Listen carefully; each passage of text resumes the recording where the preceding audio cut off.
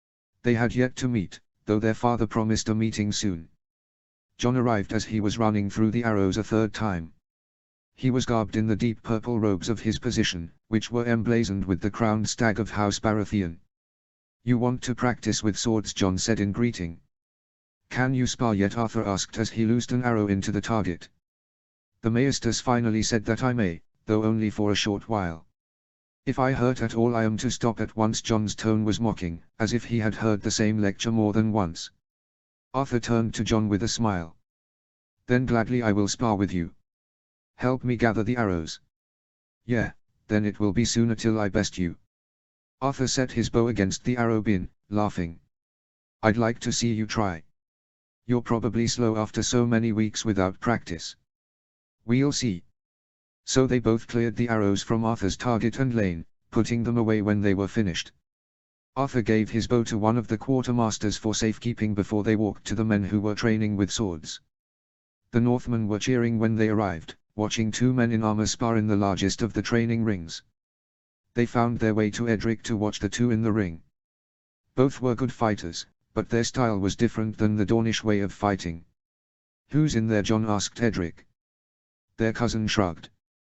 "Don't know, Northern-born is all I heard. They're good." John's faster," Arthur said. "Or he was before his injury." "I am still faster than you," John rebutted. They watched the men spar. One was broader and a bit shorter than the other, yet he was the quicker of the two with his blade. He managed to disarm his opponent and bring him to the ground. The Northerners cheered, some shouting "Robb, the young wolf," or simply "Stark." Arthur, John, and Edric looked at one another knowingly. Lord Stark's eldest true-born son was the winner of this particular sparring match. Robb stretched out his hand and helped the other man off the ground. Both of them removed their helms, laughing.